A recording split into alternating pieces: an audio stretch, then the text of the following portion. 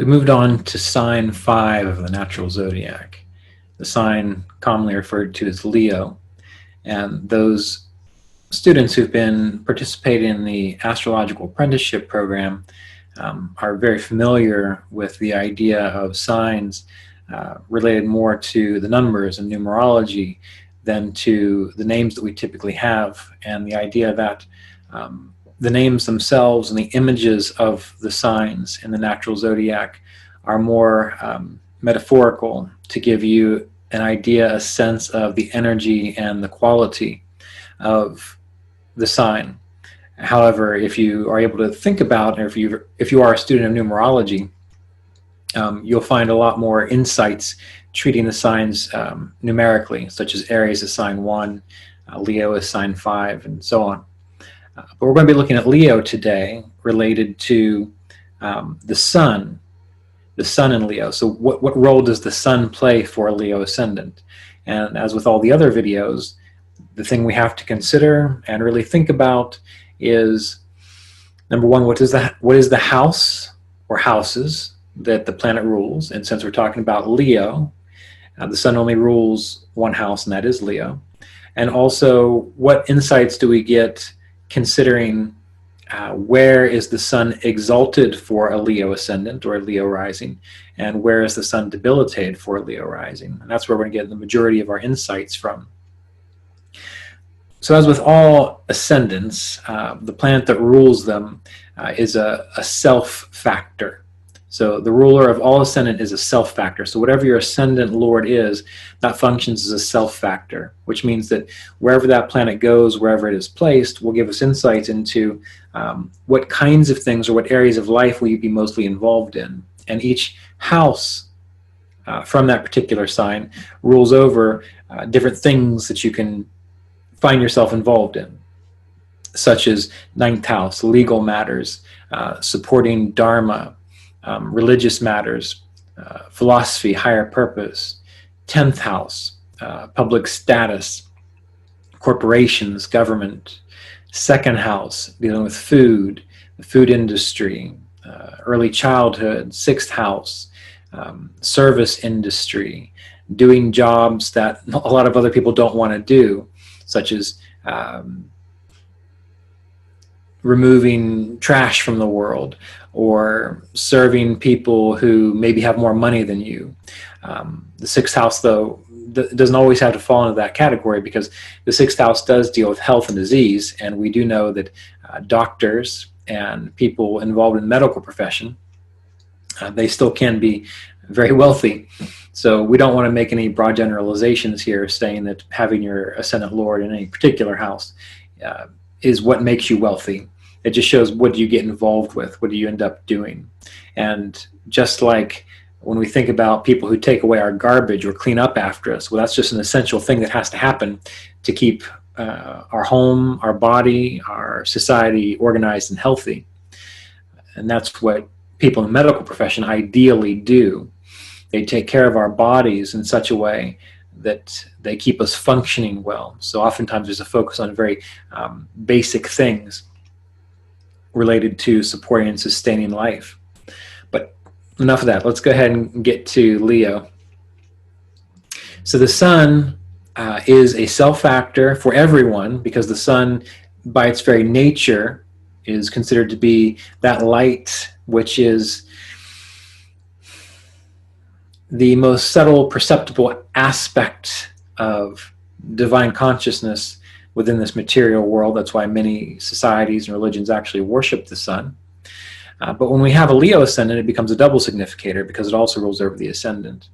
And considering the fact that the sun is exalted in the 9th house from Leo, and debilitated in the 3rd house from Leo, that shows us that one of the ideals for a Leo ascendant is to be someone who supports Dharma, someone who supports society, someone who defends the weak, someone who takes care of the laws, gives rules.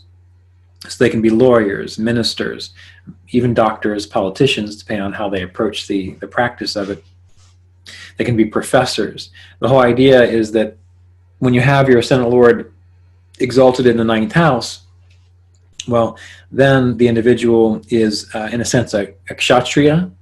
So that is the warrior caste in traditional Indian mindsets, but not warrior in the sense of going out and just fighting battles to rage and be angry and to beat people up.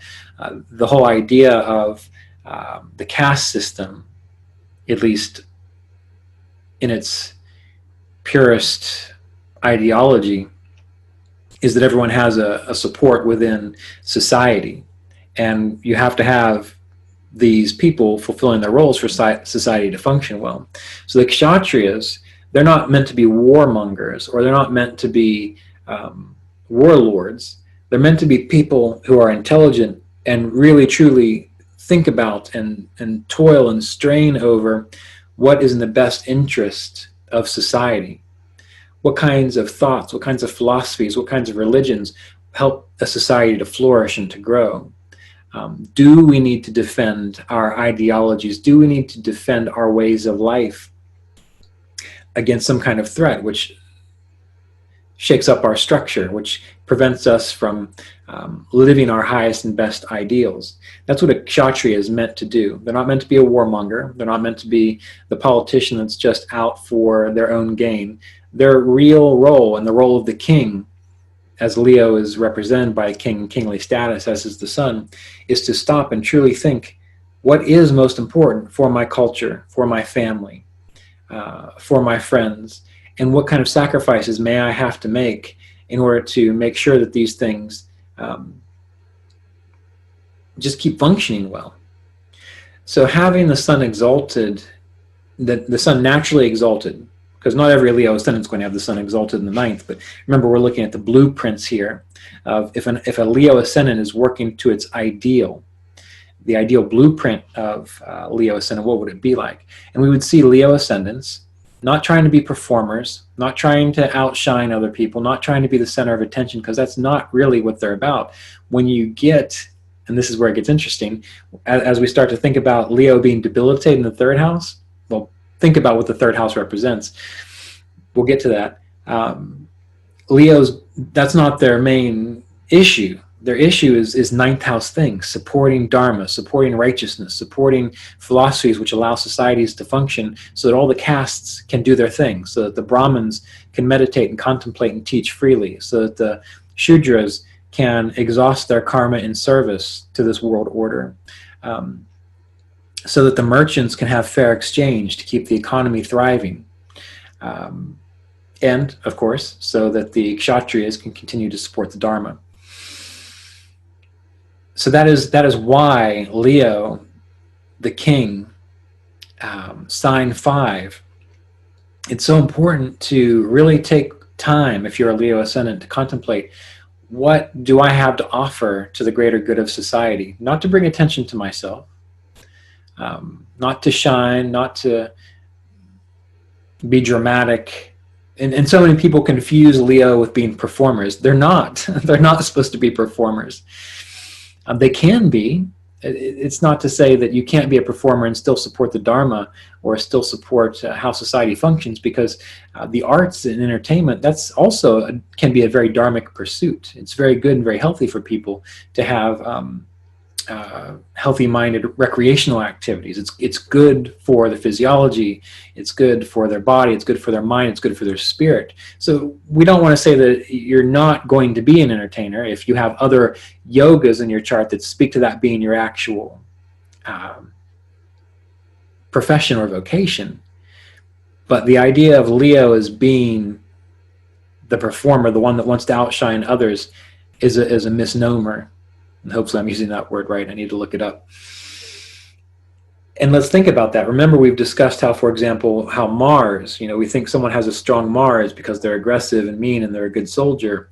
No, that's a Mars that is imbalanced. So when we look at the fact that the sun is debilitated in the third house for a Leo ascendant, that's what shows us that if this Leo energy is trying to entertain, is trying to outshine others, is trying to perform third house things, is trying to use their life to fulfill their own hobbies, their own personal interests, again, third house things, to stimulate their own mind for its own sake, third house things, that Leo is not following the highest manifestation representation of itself, because it's that sun being debilitated in the third house for a Leo ascendant Libra, where we get these difficulties for a Leo ascendant. And if you really think about the psychology of it, what makes a person want to be seen, want to shine, want to take center stage? Well, deep down inside, if they're driven by that want, that need, usually it's because there is a deep sense of lack in the psychology, that they have to prove themselves to others. And a strong Leo, an exalted energy of Leo, exalted energy of the sun in the ninth, doesn't have to prove himself to anybody. In fact, that Leo ascendant will take the most difficult jobs just because something needs done, not because they want glorified because of it. So Leos are not meant to be glory hounds. And if they are glory hounds, it's because we're getting an idea of this debilitated sun energy, which in a sense feels like it has to prove itself to the world. And the third house deals with competition with our siblings and our peers. And when you know a Leo that always gets ruffled or miffed when either one of their siblings or one of their peers or one of their coworkers does better than them, you know that there's difficulty with that sun energy. Because the sun is the highest manifestation of the soul of Atman, is often very in tune with principles of yoga practice, because we know that astrology is very much tied to the ideals of yoga, not the bendy, stretchy postures, that's part of yoga, but the actual deeper aspects of yoga. And a healthy-minded Leo will often follow just naturally the precepts laid out in the Bhagavad Gita and the Yoga Sutras, where there's an emphasis on service, on surrendered work, on non-attachment, on doing one's duty, on doing one's own duty, even if poorly done, then trying to do someone else's duty well. The sun, in a sense, it represents this idea of being dutiful and consistent. That's why the sun rises every day. We can predict exactly where it's going to be, what it's going to do. Even if the clouds are there, we know what the sun's up to, because the sun is consistent, does its duty, stays true to the course. And when you get a sun more having a third house energy, well, that's where we get someone who becomes more flaky, and they explain it away as they're an artist, or they can't be controlled, they can't be maintained. They don't realize that structure and routine for that fantastic, powerful, creative solar energy is what allows gardens to flourish. It's the rules of the world that allows the beauty of nature to do its thing. So the energy, the prana of the sun is meant to be contained through duty, regimen, routine, structure, and guided by a higher principle, which is ninth house issue, which is why the sun is exalted in the ninth house for a Leo ascendant. So as you think about Leo ascendants, really spend some time considering, what does the third house mean? Because there's a lot more to it than what we discussed. What does the ninth house mean? And what can I really see from someone if they had a debilitated sun energy in the third house? Considering what you know about the sun and its strengths, its strengths, the positive aspects of it. And when you think about the sun and its weaknesses, what would that be like? Of course, this requires a basic understanding of astrological principles, but you have plenty of resources for that these days that I'm sure you can come up with that. So next up, we'll consider Mercury for a Leo ascendant.